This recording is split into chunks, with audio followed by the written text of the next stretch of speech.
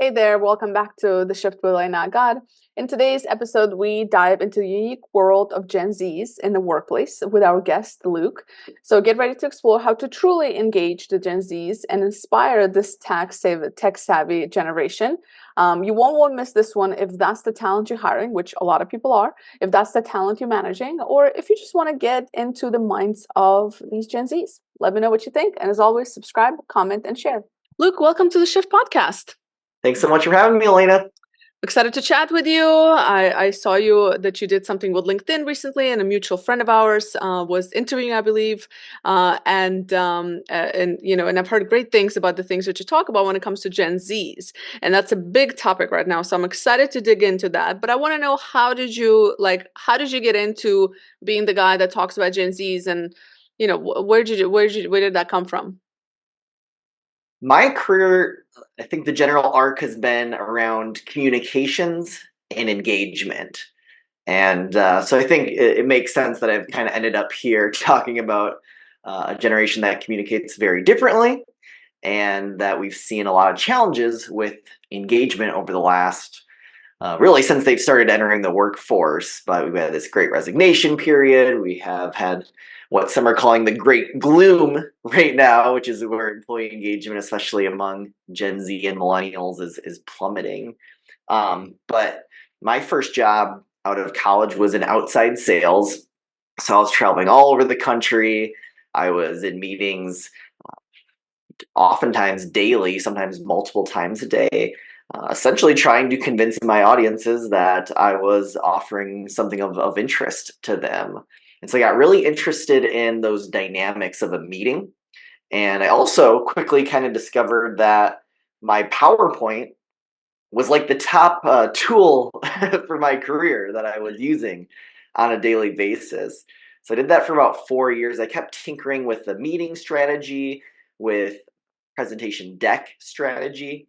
I eventually got so excited about some of the techniques and also some of the tools. I started using a tool called Prezi, and I got so excited about these dynamics that I quit my job and I started consulting, originally back to the industry I'd come from, which was electronic security, to try to help companies create more compelling presentations and craft better experiences in their meetings.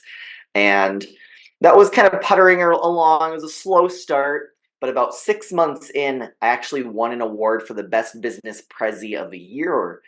And then from there, it just totally took off in a direction I didn't expect, where I accidentally had a presentation agency, was getting leads from all over the country and in some cases the world, working with amazing tech companies, companies that were presenting at big events like CES and South by Southwest, and a lot of different industry events where we were helping tech companies and finance and healthcare companies create really compelling presentations. So through all that, inevitably, and like I said, somewhat accidentally, I had this presentation agency. I have been hiring and onboarding people oftentimes early on in their careers, especially our creative talent, for a decade plus. I've actually been doing this 11 years next week. And so to bring it all home, when in the last 3-ish years, I just kept seeing all these articles. Oh, Gen Z, they're lazy, they're entitled, they don't want to work. And it was just, to me, it felt so recycled from what they had just stopped saying about us millennials. I'm a millennial. I kind of position myself as a bit of a translator between the generations. And so I felt like this is something that I want to push back on. I've had some incredible experiences both with Gen Z employees, and I have a lot of Gen Z relatives, including my baby sister, and they've been doing incredible things. So wanted to take my communication strategy and some of my experience, pair it with some of the best industry research out there, and speak on this topic. So long-winded answer, but that's a little bit of background. And of course, I'm excited to talk about how your listeners can better connect with Gen Z as well. Yeah, absolutely. I think it totally makes sense. Communication, and that's the biggest challenge we have in organizations today. Being in talent development space, that's like the biggest thing is the generational differences and understanding. And Gen Zs is such a big portion of that generation right now, although alphas are like right behind them. So I'm curious, in a couple of years, your take on alphas when that comes around. Right? Now Yeah. they're like 18 or something, right? Like the something like Yeah, that. so Gen Alpha started in 20. Yeah, good point. Let's make some quick definitions. So Yeah. Gen Z is the generation born between 1997 and 2010. So I think a lot of people are surprised to hear that the oldest Gen Z are already like 27 years old. Hmm. They're no longer just the brand new interns. They are increasingly managers and leaders of organizations. And then, yes, that makes Gen Alpha. I'll do my quick Texas math here. Already 14. So, yes, they're going to be starting to become our new interns and retail workers very, very soon. Mm. So give me a little bit more of characteristics of a typical, I don't know if that's even a thing, as the typical Gen Zs. Like, what do they look for in the workplace? Who they are? Describe me that persona. Yes. And you alluded to another point there, which is, well, of course, when we're talking about entire generations, there will, of course, inevitably be many, many exceptions. But broad strokes, I really key in on this idea of a digital native. What does that mean? I think we all hear this. We nod our heads. It's pretty obvious, right? They grew up. Gen Z is the first really pure native, digital native generation where the internet and internet enabled devices were accessible immediately to them as soon as they were able to steal their parents' iPad.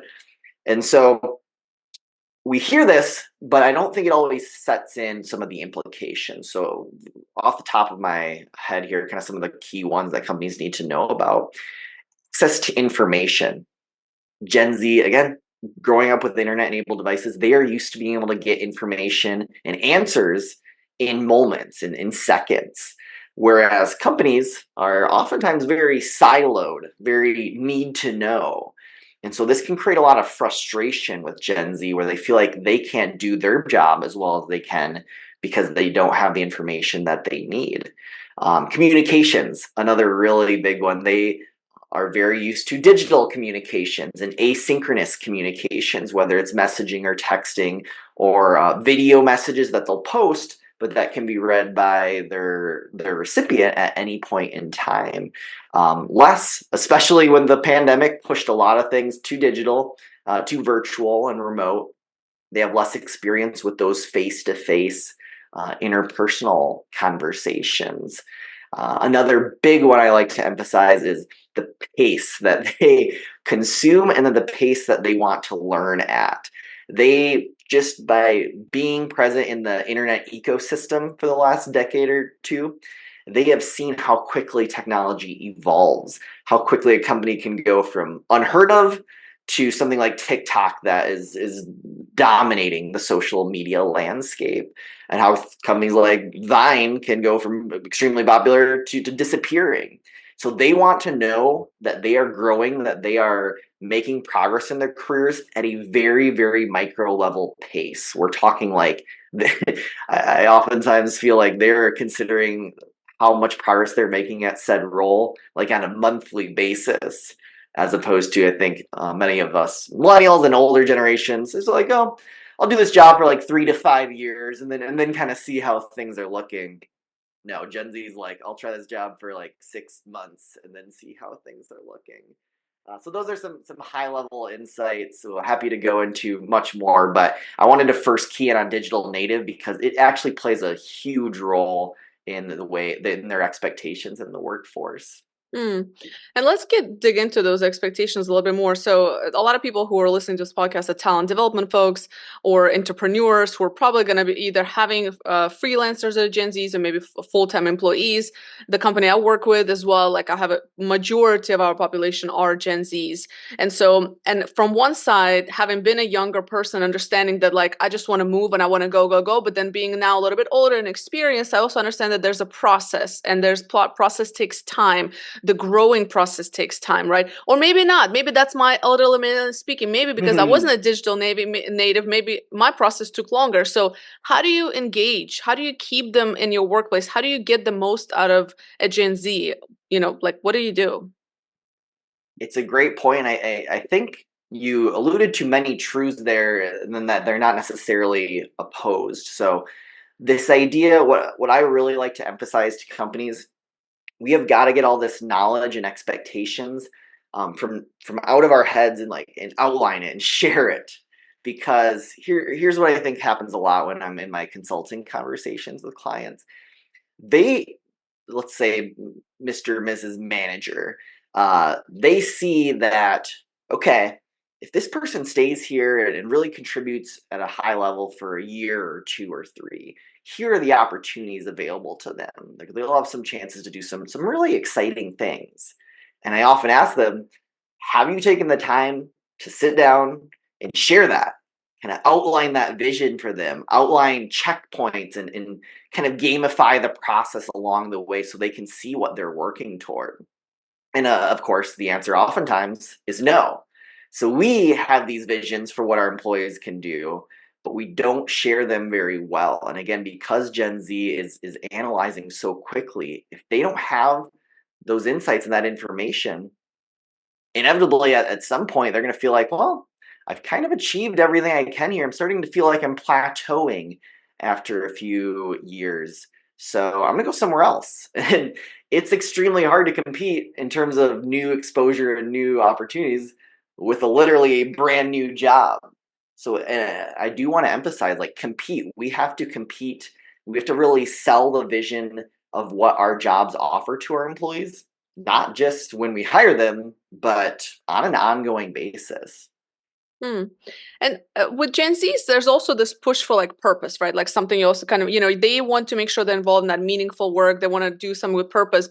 And I think there's an expectation gap between when they get into the workforce and then the work that they're doing might not be as purposeful because they're still at that junior level, right? And at least those like early career Gen Zs, for example. So how do you close that gap? Like, is it on the company? Is it on the Gen Z to do their homework? How do we make sure that they're doing purposeful work and they know what they're getting into? Yes. So first of all, I want to really emphasize purpose. Obviously, things like salary and benefits, those are things we want to make sure we're generally competitive on. Like, that's always going to play a factor. But given that right now Gen Z has such access, and really anyone in the workforce, but especially Gen Z, they have access to so much information that it is never jobs have never been more commoditized than ever before. Like, especially when you're looking at entry level jobs, there are thousands of thousands available. Unemployment's been very low for a long time. In addition to all the competition in that space, we have the gig economy, where you can literally just unplug and next week start doing delivery apps, or there's a million side hustles. Gen Z is highly entrepreneurial. You can sell pictures of your feet. You can sign up to be a fake friend to attend business events or people's parties. Like, there's so many crazy side hustles out there. So I just wanted to set a little bit of that context to your question about purpose. I mean, again, I believe this is truly the thing that will be a differentiator beyond that salary and the benefits. I believe that companies know and have a purpose, but they let it too often fall by the wayside as it comes to lower level employees, especially. So the example I like to use, usually at the beginning of the year, we have these kind of like rah all hands meetings, right? And purpose and vision are very front and center at those meetings. This is what we're going to achieve in 2024. This is how you're playing a role. This is how we're all going to work together to really make this world a better place, drive everything forward, drive our clients forward.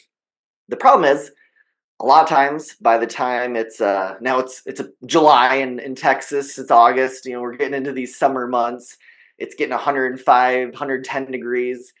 We're on the 17th sprint for a project that never seems to end.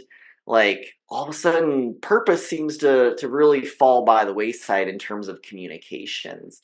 So my challenge to those of y'all and leading your companies, training people, let's try to make sure we're always starting with that why, that bigger purpose before we dive into the details. It can be really easy to get lost in the weeds and for people to lose some of that factor. I think it's a little bit easier when we're higher level management because those conversations still tend to incorporate purpose. But when it Mm. comes down to sort of the quote unquote like factory level, people actually doing the work, building, like they sometimes can just get lost and do those day-to-day tasks. So managers, leaders, team leads, if you can just make sure, let's talk about the purpose, whether it's what we're doing or what we're doing for our clients. How are we making this world a better place? It should absolutely be the lead in almost all these conversations. Mm.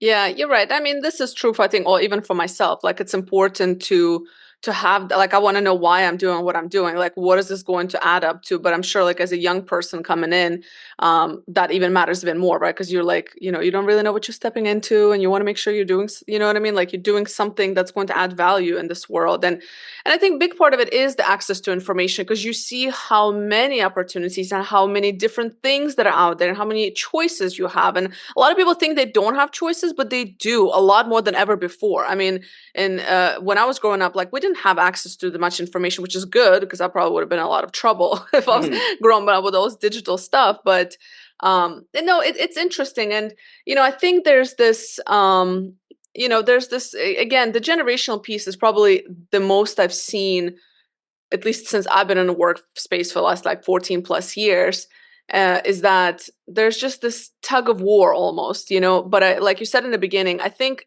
every generation experiences that. But here it might be slightly different because this is the most connected we've ever been, right? Like most exposed to information and so on. And it's a tough one. It's a tough one. When you speak with Gen Zs, what do they want to like?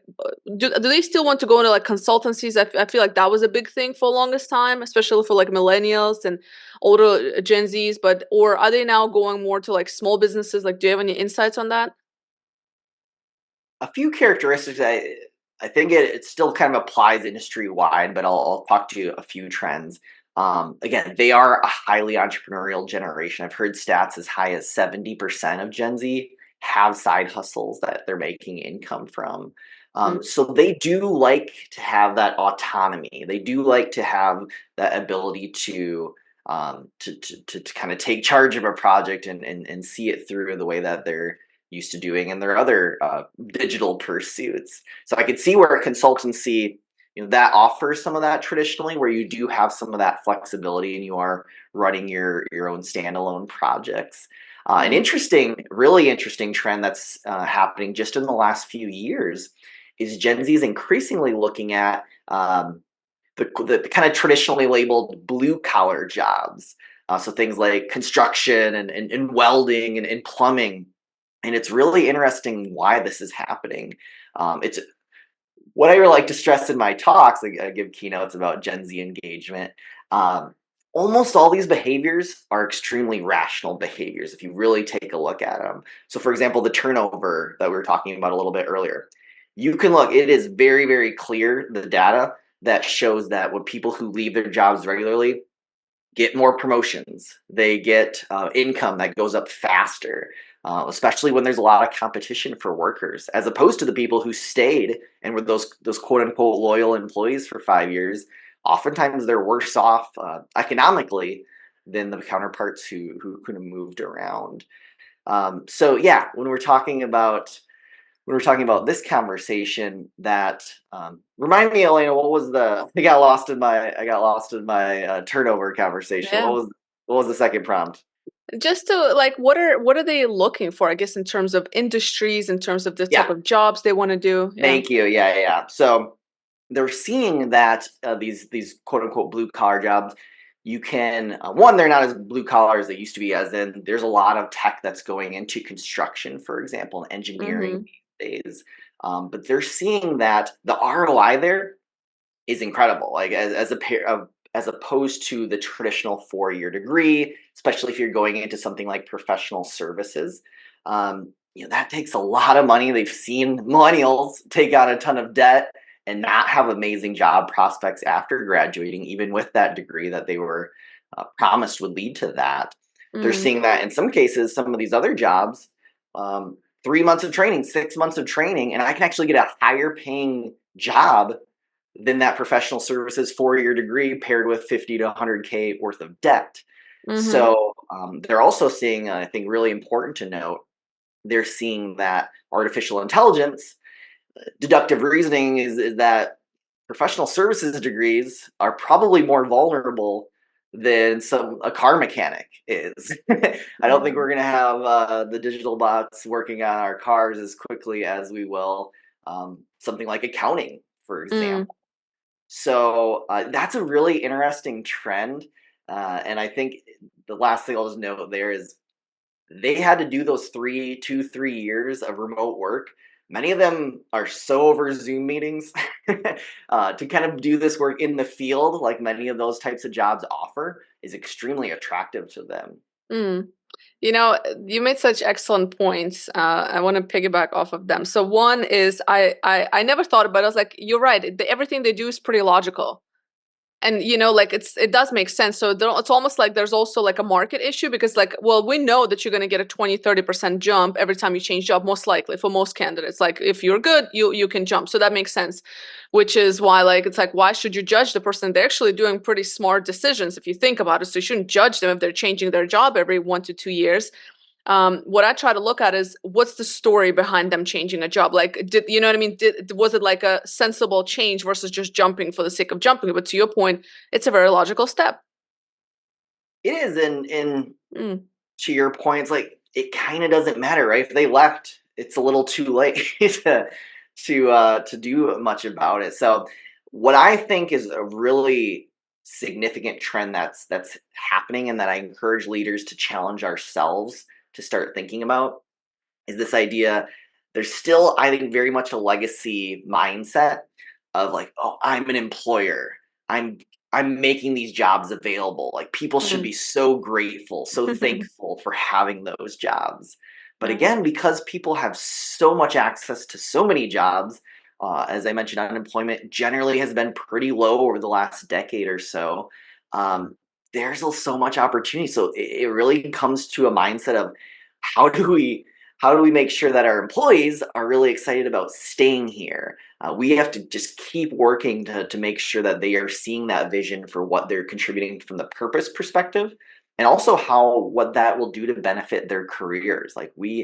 This is not just enough to just set up a job listing and say, oh, well, we're so great, we're offering a job. Well, so Mm, are thousands of other companies, increasingly around the world, where you can work digitally and remotely. The competition has never been fiercer. There's the gig economy on top of all of that. We really have to put in the effort to make sure that our employees are excited to stay there. And again, mm, the science is also very clear. Like putting in that effort, the ROI is great. Like you're going to see 3 times more productivity when you're getting engaged, when your team is engaged versus mhm, disengaged. I've heard stats like it costs the equivalent if someone leaves your company, it costs the equivalent of about 9 months of their salary to replace them. I've actually heard that number even much higher. I've heard it 2x. I think it, of course, depends on the industry and the position, but I've heard it is the equivalent cost of 2x a mm, person's salary to replace them and get that next person up to speed. So it is in our interest, if nothing else, from a pragmatic perspective, to put in that effort to get those voluntary turnover rates mm. much lower. Yeah, I tend to agree. What's interesting, I saw something actually on Instagram that there's a recruiter I follow. His name, he's like the realest recruiter or something. He always posts like really funny stuff about recruitment, which are very true. He said companies are willing to hire a new person instead of investing and educating the current talent that they have.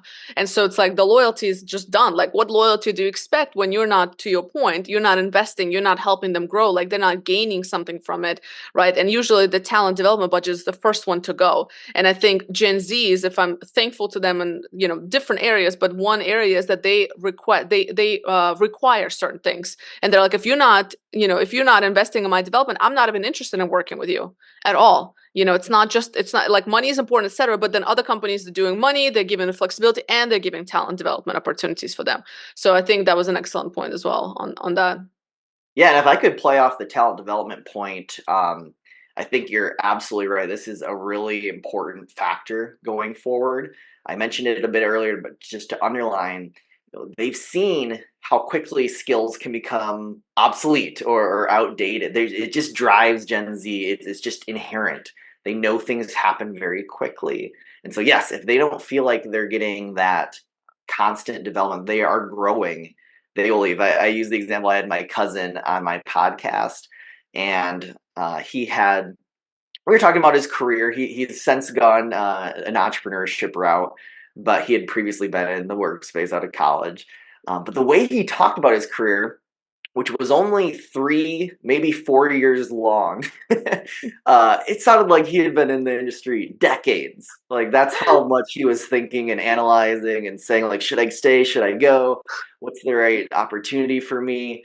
And yeah, like I said, I was probably 4 years into my first job before I even started thinking about, okay, what's next after this? So yes, that mentality is absolutely changing.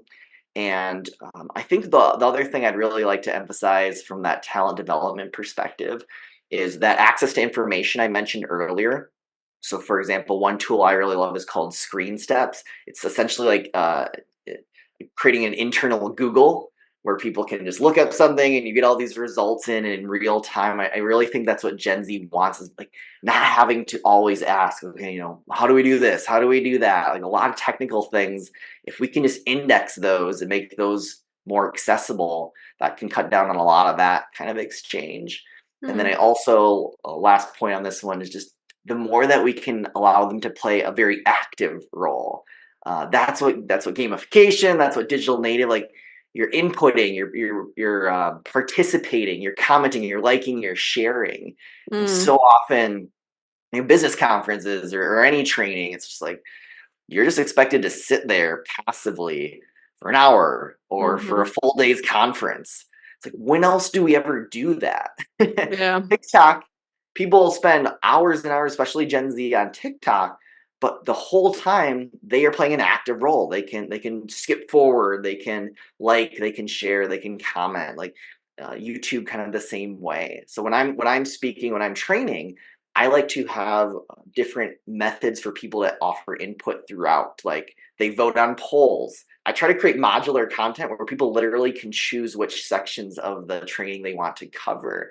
Things like that, where they can play an active role, classic, just kind of small group breakouts, etc., instead of just this very passive experience that I believe for too long we've tolerated in business environments.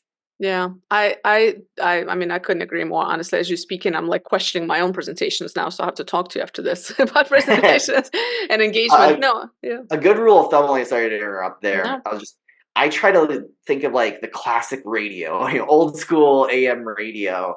Um, yeah, so they have commercial breaks. And yes, you just have to get your sponsors in, so that's a thing. But they tended to happen every 12 to 15 minutes, like in an hour-long program. Every 12 to 15 minutes, there's a commercial break. And it's an opportunity to kind of, for the audience to kind of reset and process what was just talked about, listen to some ads, but kind of recharge a little bit. And then there's the next segment. So it is truly these breaks. I think they play a much more important role than we oftentimes acknowledge, for our audience to get recharged and reinvigorated about the next point. So to me, that's an easy rule of thumb, is just like every 12 to 15 minutes, how do we involve our audience so they're not just expected to just sit there passively for an hour? Yeah, I love that. Let's shift gears as we're kind of wrapping this conversation up. I really want to learn more about you, and what are you excited about for the next, 2 quarters that we have left. Today is July 1st, so we're just entering quarter 3 now. So what are you excited for the remainder of the year, next year? Yes, I'm excited generally about both of these themes that we've talked about. So first of all, with if you pair millennials and Gen Z, we're already at well over 60-70% of the workforce. And so increasingly, as that becomes the majority demographic, I think this push towards more two-way experiences both internally as employees and externally as we're dealing with clients and external audiences. I think that will become much more the expectation. And I think it's exciting because I think that's just a great way to solicit feedback and for people to feel like they not only feel like, but actually have a say versus, again, I think the traditional business environment, very hierarchical, very corporate, very need to know kind of basis. But I would be remiss if I also didn't mention I have had people from every generation share their excitement around how Gen Z has reprioritized what work-life balance means. I think they really have seen through their relatively short lives and careers as compared to the other generations. They grew up during the Great Recession, saw family members get laid off, that people have been at jobs for 10 or 20 or 40 years. Again, during the pandemic, in many industries, again in the last year or two, tech has been hit kind of hard. And so they appreciate that a job could just disappear at any given time. And if you've invested all your identity and all your personal time into this one job, um, you're probably misallocating that to an extent. And so I really appreciate that they do want that purpose and that focus from their careers, but they also want to take those breaks, recharge, get their fulfillment from other things in life, their families, their friends, their other pursuits. And I would argue there's also a business case for that, where we're getting more creative. We're avoiding burnout when we are being very intentional about having that balance. So to me, I just really applaud their really close look at that. And I would encourage companies to be willing to at least converse and explore what that means. I think, again, the knee-jerk reaction is, oh, they're lazy, they don't want to work. But I do really think there's some significant benefits to people being willing to unplug for a while and recharge. Totally. Couldn't agree more. Definitely something I've learned from Gen Zs. Kudos to them for bringing that into the workplace. Where can people get in touch with you? Where do you have your podcast? What is the name of it again? Yeah, so I have a podcast. It's called Gen Z at Work. The at is an at sign, kind of like an email. So please check that out. We've got over 20 episodes now where we dive a lot deeper on Gen Z and the future of work. I give keynotes on that very topic, how we can better connect and engage with Gen Z, a lot of the themes that we talked about today. You can find me on LinkedIn. My name is Luke Getting, Goetting. Pretty unusual last name, so usually pretty easy to find. I'm on LinkedIn. I've got my website, lukegetting.com. We'll put those in the show notes, I presume.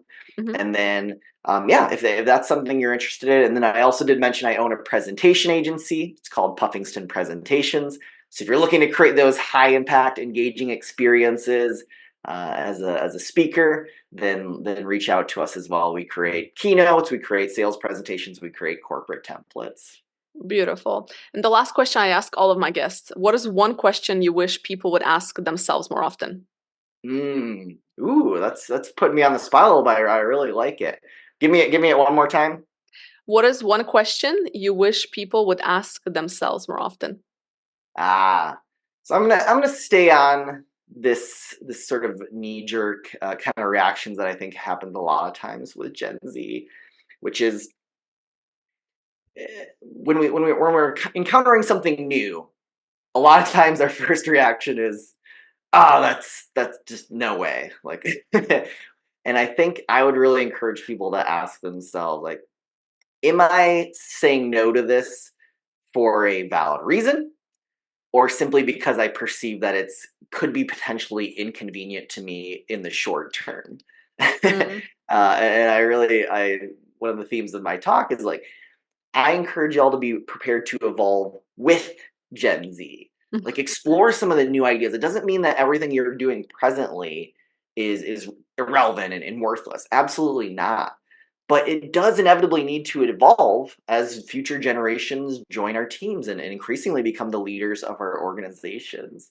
So I think the first hurdle to that, to your really insightful question, is like, can we push back on, or at least examine what our reactions are? Are we actually evaluating this based on the merit of the idea? Or is it just something we're not used to and therefore it's annoying and therefore it's inconvenient and we're going to shut it down?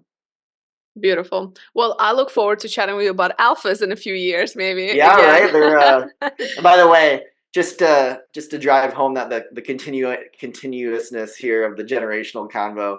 I'm in many Gen Z forums and in different groups, just keeping an eye on what they're saying. And they're already like, there's already all kinds of Gen Zs are like Gen Alpha. Oh my, they're a real piece of work generation. These iPad babies. A lot of problems with Gen Alpha. So yeah, it's good to know that the cycle continues. Of each Well, generation picking the yeah. next one is a disaster. I love that. Well, Luke, thank you so much for your time. I appreciate you. Thanks, Elena. It was an honor to be a participant. Thank you for having me.